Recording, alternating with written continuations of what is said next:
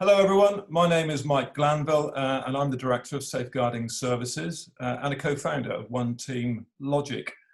We're a safeguarding company based in the UK and we provide a range of online safeguarding and child protection services to schools and colleges all over the world.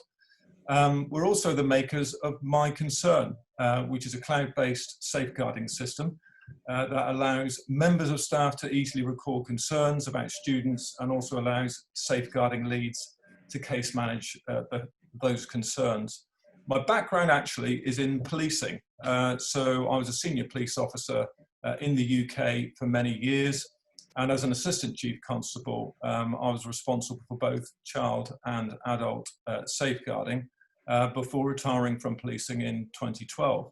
And I also happen to be a chair of school governors, and I have been for many years. So today we want to talk about using data to improve students' well-being. And I want to just kind of run through some of the key topics that we're going to be covering during the course of the presentation. It's a really important subject, particularly at the moment, I think. Because we're going through, obviously, a very unusual situation globally, which is having a massive impact on schools and students around the world. And it's actually a major challenge, I think, for schools to keep students safe and to be able to support them in the right way throughout this very difficult and challenging period.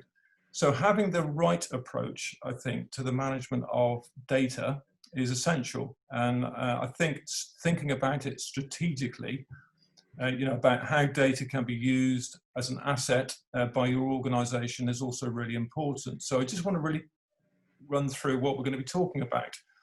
So first of all, I want to be just talking a little bit about the terminology and the current context. I think the terminology is actually very important, because you'll hear me talking a lot about safeguarding and well-being during the session.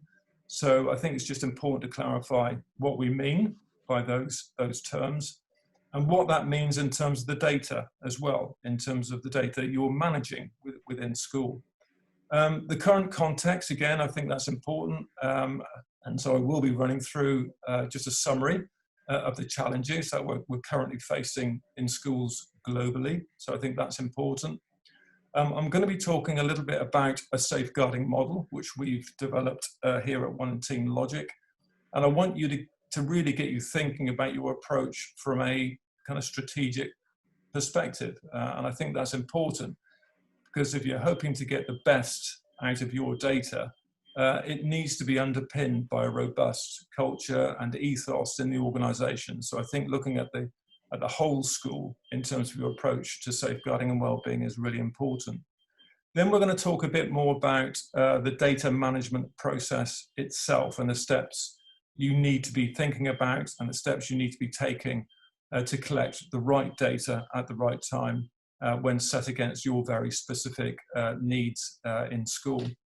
Then we have record keeping, and we're going to be talking about some good practice, which I think is really important, and what your staff need to be thinking about when they're recording concerns relating to safeguarding.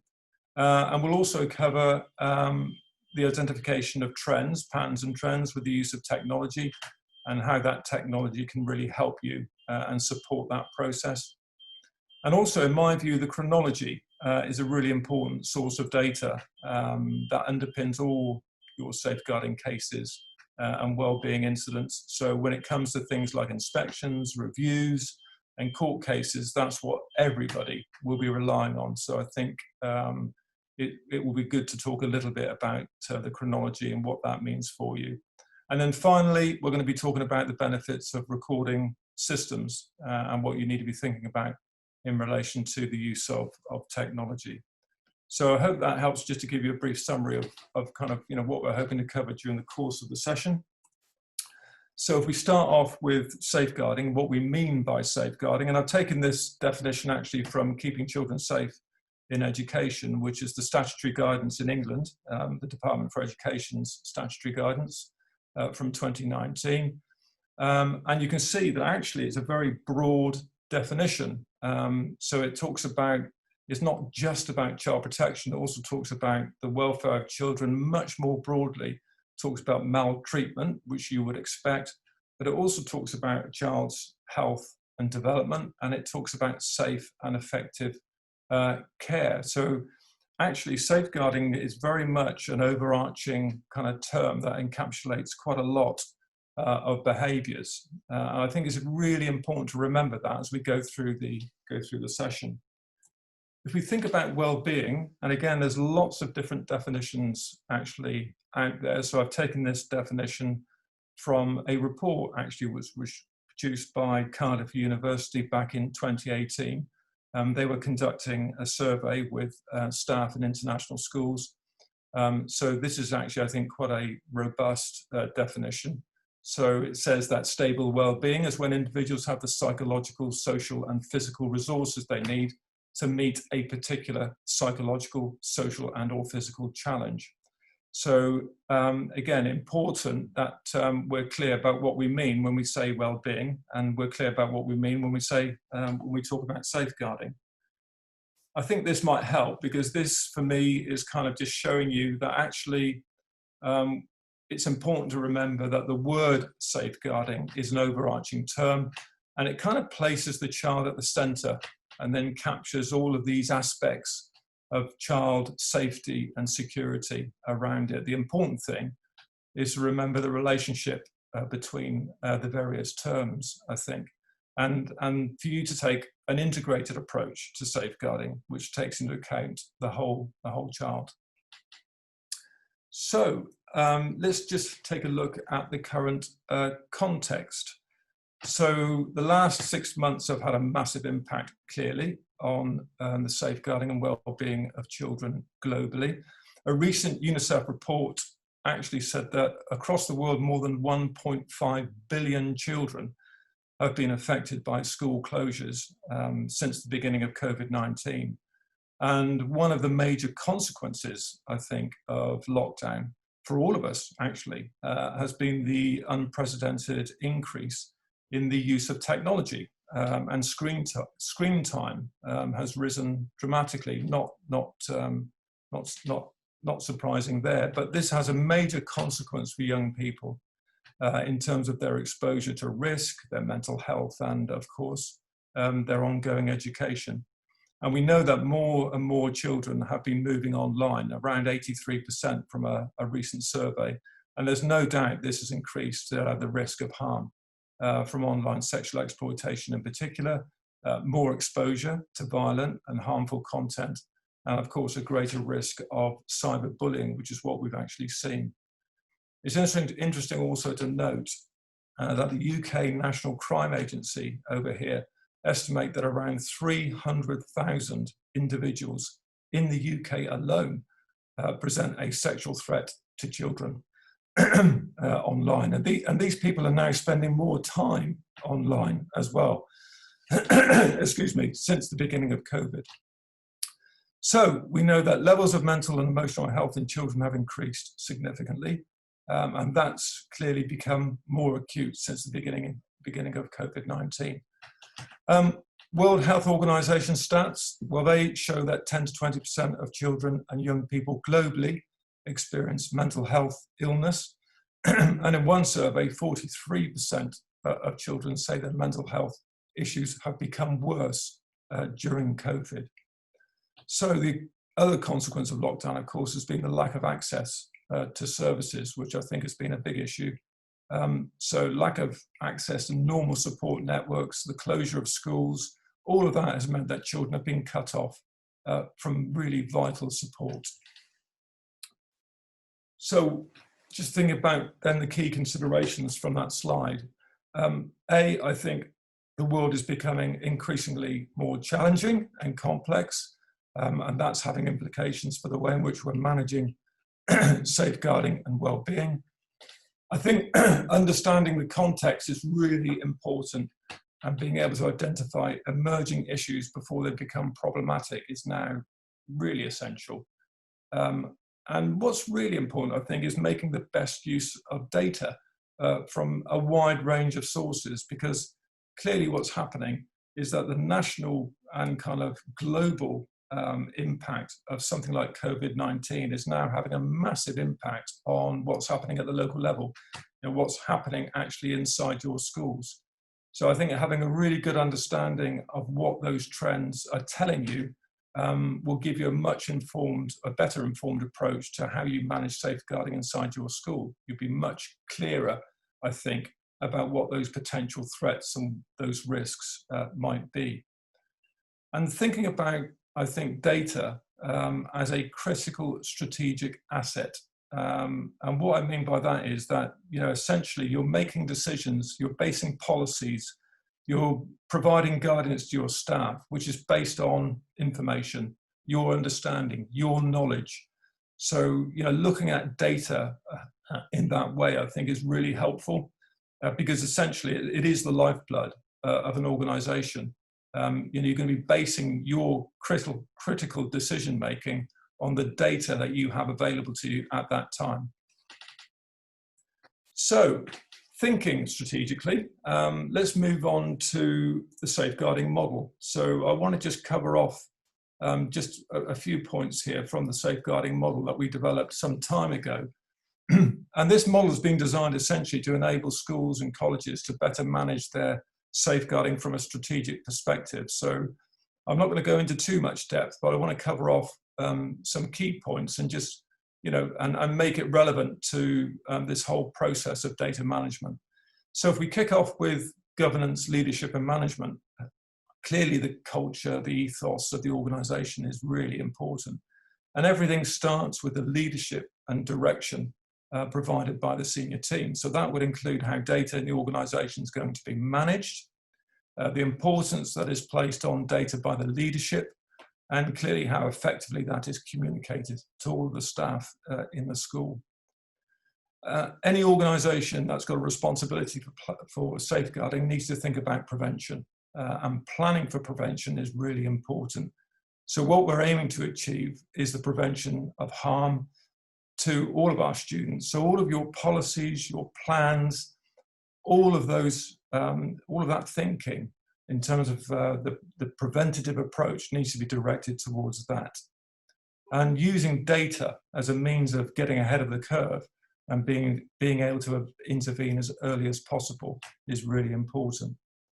Recording and case management, well, that means having really good systems in place that allow you to manage those incidents effectively, and that the information being managed and reported by staff is also being dealt with really efficiently. It's so important that staff understand how they need to be recording information onto whatever system you might have inside the school. And also really important that pupils and parents also understand, how you're managing that record keeping. Working with others, well, I think, again, this is a really important aspect of safeguarding. You cannot do safeguarding, you cannot manage safeguarding in a bubble. You have to work with other people, and that includes all of your staff, it includes pupils, but it also includes the external agencies as well. So where you've got partners that are helping you in your safeguarding efforts, all of that is really important. It's a team game. So working with others is really important, and it's much more likely that through effective relationships, you're going to develop, excuse me, a much better flow of information and meaningful data as well. So moving on to information management, this deals with the collection, storage, and access to data, and also making sure that it complies with the relevant data protection legislation wherever you happen to be in the world. People and teams, this is about providing effective support to staff, and operating as a team is essential. This is critical when it comes to effective data management, making sure that your team have the relevant information to help them support pupils. And then the rich picture. So this is all about how we can identify relevant patterns and trends across the organisation, and also appreciate the wider context, as well as in terms of the local, national, and even global trends which can impact so much on safeguarding and well-being. And finally, lessons learned. So one of the most difficult challenges, I think, for any organisation is to learn the lessons from the past and then implement that change as a result. And yet, this is one of the most important aspects to effective safeguarding practice. So really important. So I hope that helps to put things in a kind of strategic context. We're now going to kind of talk a little bit about the actual data management process itself. And again, this is really important. And it's important to have a kind of, again, a kind of a proper approach to how you're managing data within the organization. I've seen so many organizations that kind of manage their data in a very ad hoc way without any kind of formal process in place. So thinking about it in this way, I think it helps you to kind of start to rationalize some of that thinking. And what we put together here is just a simple sort of workflow sort of diagram. So starting at the top with local context. And we always start with context because that's going to be really important. It determines the approach that you take in terms of your strategy. So you have very, very specific circumstances inside your school. And they can be very, very different when compared to others. So you need to understand the very specific risks and vulnerabilities that the school may be exposed to. That's really essential. But inside, it's not just about inside the school either. It's also about the local community. So that's also important. Understanding what's going on in the community will help you understand what risks or vulnerabilities your children may be exposed to. You know, quite often when we're talking to schools, I often say, what kind of relationship have you got with the local police? Because actually, if you understand the local crime trends, you understand the particular issues that the local police are having to deal with, there's no doubt that that's going to have a particular impact on the children in that area, and therefore potentially an impact on the staff and pupils inside your school. So that's really important. And also an understanding of the wider context, because that, as we said earlier, that is impacting now, I think, on what's happening at the very local level. I think once we've got a good understanding of the local context, we can think about setting a data requirement. In other words, we decide what information we need to best tackle the risks and vulnerabilities that we've identified. And I think that's just so important. It's yes, sometimes it's a kind of reactive role, you know, being responsible for safeguarding. Things happen in front of you. You have to respond to things. Staff will report things into the safeguarding lead, and there's a clear process for that. But also, you know, taking a proactive approach where you're kind of identifying what kind of information you need is also really important. So, for example, if we talk about online safety, we've seen that online safety at the moment is a really high risk issue. So how do we go about identifying those risks and vulnerabilities inside the school? And what do you need to be thinking about? So what are you telling staff about what they need to be looking out for inside the school? So it's a much more proactive stance to take in terms of managing data rather than just being in kind of, you know, on receipt mode. It's about being proactive and being a bit more dynamic about that particular part of the process. Then we move on to record keeping, and as I said, that's a really important, again, part of the process. So how are you storing data? You know, is it secure, and can that information be easily accessed when you need it?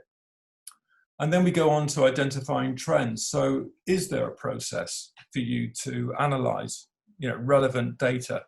And do you have a clear understanding of how that data should be organized? So for example, do we break the data down into relevant categories, for example? Do we analyze whole school as well as breaking it down into year groups and right down to even individuals? And what about the more vulnerable groups, the children with special educational needs, for example? So it's really important, again, that you've got a proper process in place and you understand yourself how you are analysing the information that the school has available to it. And then we move on to taking action. So, you know, responding to those identified problems, making sure that the interventions that you're taking in place are being properly recorded. That's important, because what's going to come out of that activity are the lessons learned. So then being in a position to, you know, learn from the interventions that you're putting in place helps you then to shape policy, It helps you shape to shape future guidance, perhaps identify even training requirements as well. And we go back into that loop again, back into local context. So you can see how important it is to have this kind of process in place. So I just want to now talk about effective record keeping. So as I said, this is a really important part of the process, particularly I think for staff in particular. And we start off really with what's the threshold for reporting, because that's really important that staff understand what the organisation wants in terms of the information that you require. So being clear about that in policy is really important, and being clear about that in the training that you're providing to staff is also really important. I'm going to mention very briefly low-level concerns, because I think one of the really important aspects of good safeguarding and well-being is that staff understand that the reporting of low-level concerns is a really important thing to do.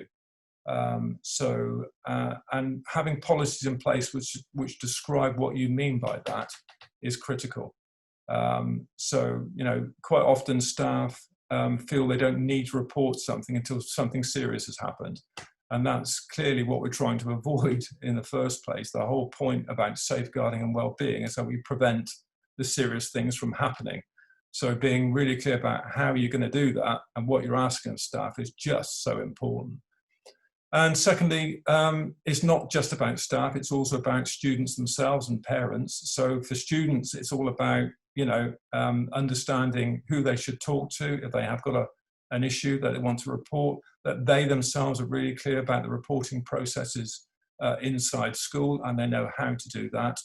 And that parents actually understand how that happens as well. I think that's so important, because that gives reassurance actually to parents to know that there are really robust systems in place.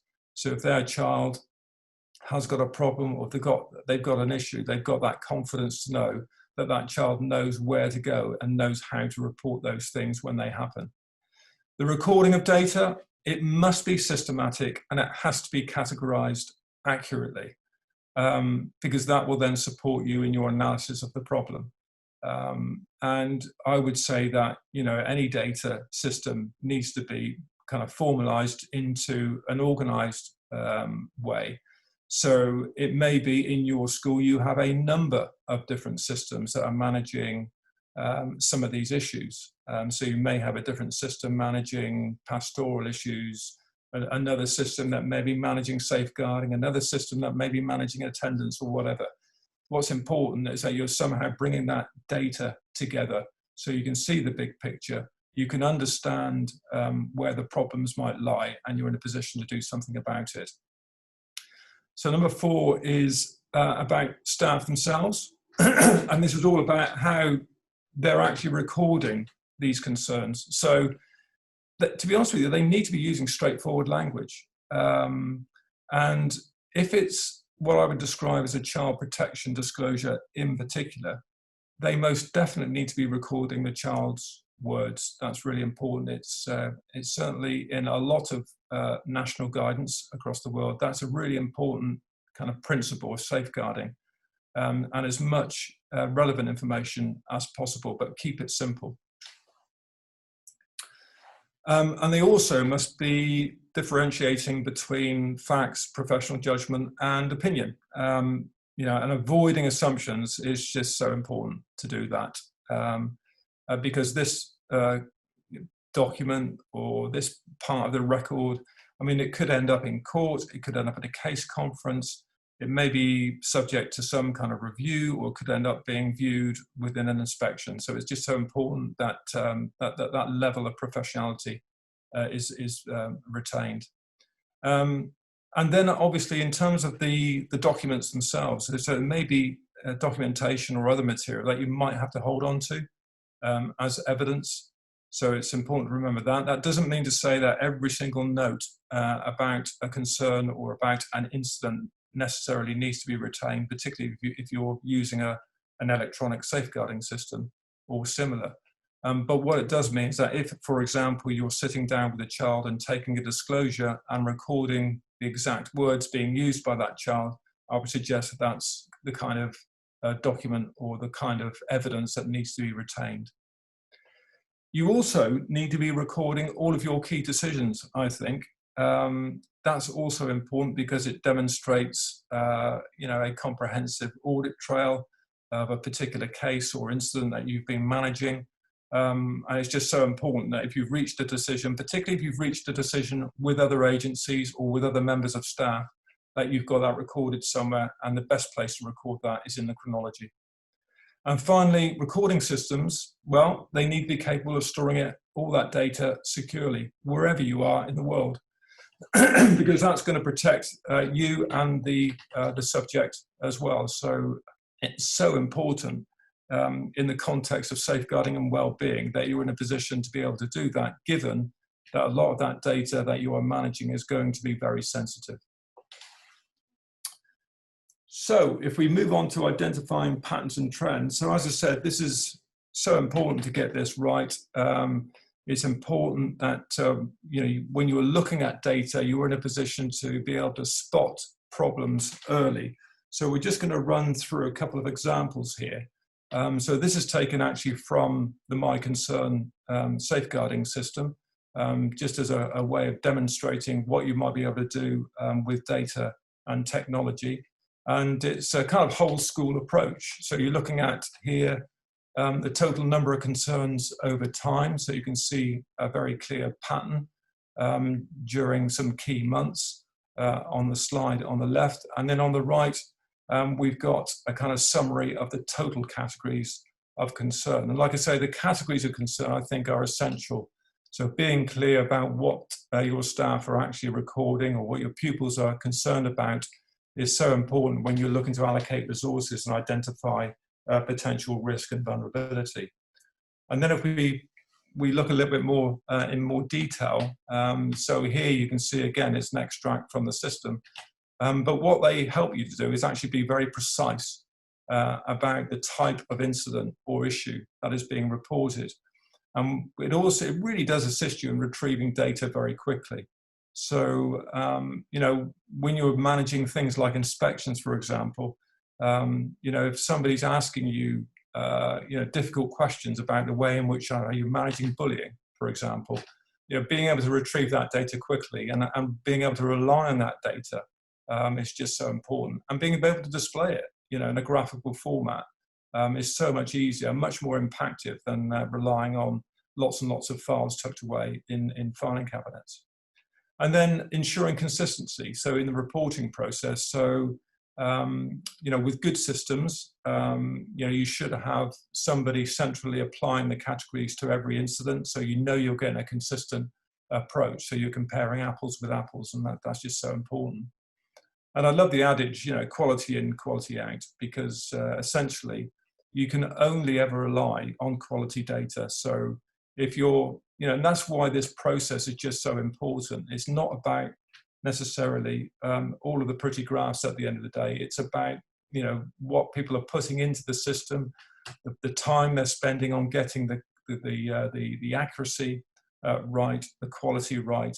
It makes a huge difference to what then you're able to use eventually to be able to deal with some of these problems.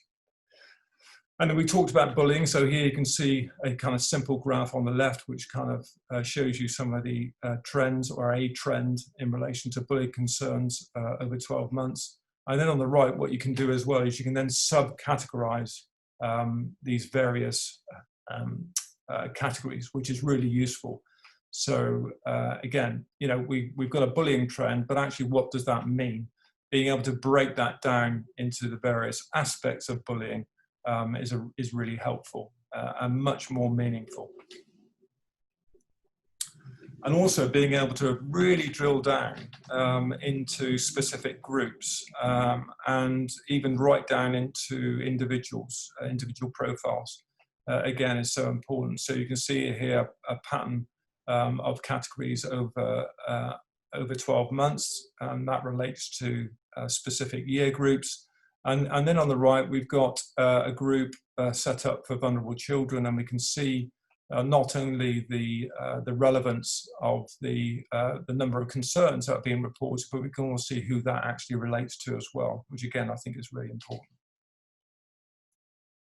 So I want to kind of move on to the chronology. So as I said earlier on, I think the chronology is such an important part of any good safeguarding and well-being system. It really does underpin a good system.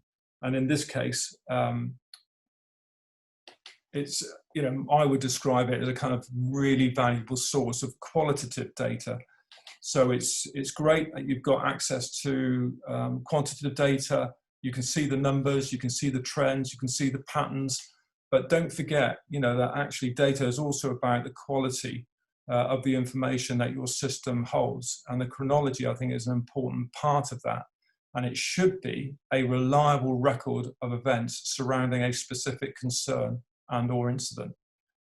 So it's something that if you were called to court, if you were giving evidence for whatever reason, and you're giving an account essentially of what's happened in the past, you're going to be relying on that chronology. And as one of my old detective constable tutors said many, many years ago, if it's not written down, it didn't happen. And it's just such an important thing to remember. I've seen so many people appearing in court trying to describe something which has never been recorded, and it's very difficult to turn that into evidence. So important aspect to remember. The other thing is just to remember that actually the chronology should be protected from alteration and or deletion. So again, you can rely on it, but you need to have the capacity to redact data when necessary. So if you are appearing in court and you need to remove names of other subjects, for example, in the chronology, you should have the capacity to be able to do that. And here's just an example again from MyConcern, which shows you what a chronology kind of looks like. So you can see that you know, users can add profile user updates.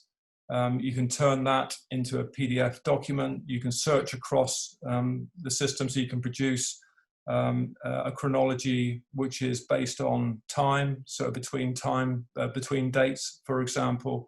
Or it may be you just want to produce a chronology which only relates to very specific concerns that have been reported, or you may want to produce the whole chronology for that individual, and you can do that as well.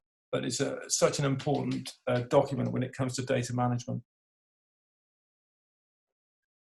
So I just briefly want to kind of touch on recording systems, data systems, and safeguarding, because you know, as we said right at the beginning, you know, the safeguarding has just become so complex and challenging, particularly I think for schools. I mean, I always say that schools are kind of right on the front line of safeguarding.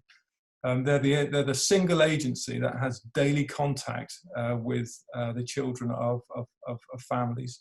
And so, you know, for them, having good systems in place is just so important. But what I think is really important is to make it easy to use. So ease of use for staff is critical.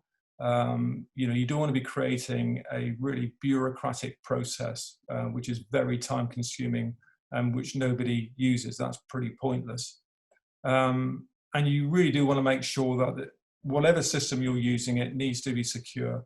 And you need to have access to that data when required. And it needs to have the ability to be able to restrict access to certain individuals when needed as well. There are going to be times when you want to open up your system to invite people in to see information, which is absolutely the right thing to do. And there are times when you want it, you know, pretty restricted. So the information sharing piece is really important, and it needs to have the ability to be able to share with other agencies, I think, as well. Like we said, you know, safeguarding is kind of, it's a team game. It involves other agencies. You need to be able to share that information securely with them as well. But critically, the system needs to be able to see the rich picture for you. It needs to be able to identify those problems for you. You know, having lots of data filed away in filing cabinets is not a good way of being able to identify trends easily, is it? And I would say, you know, I would go as far as say it's actually impossible. You know, if you're really, really keen to understand the problems inside your organization, you need to have a really good recording system to enable you to do that. And the other great thing about good systems is it gives you great accountability. If you've got good chronologies, you've got, you know, really well-organized data, when you do get that inspection or when you do get that review come along, and it does happen, you know, quite frequently, you're going to be able to, you know, people are going to be able to hold you to account in the right way, but you're going to have a very defensible way of being able to demonstrate your safeguarding practice inside the school, which is just so important. And lastly, let's not forget cost effectiveness and efficiency. You know, there is no way that paper records are going to be more efficient than some of the technology that is now available. And you know, the technology should be saving you a lot of time as well as a lot of storage space as well inside school. And finally, I just leave you with this. So before I write my name on the board, I'll need to know how you're planning to use that data. And there's two aspects to that, I think. The first aspect is, yep, if you're going to be using data, particularly if it's sensitive data, you need to be thinking about the legislation, you need to be thinking about data protection. But I love this comment about how you're planning to use that data, because to me, that also says something about, you know, well, actually, we've got all this data. How are we using it to keep children safe? And I'll leave you with that thought. So thanks very much. I will be around to answer any questions, and I hope you found that session useful. Thanks very much.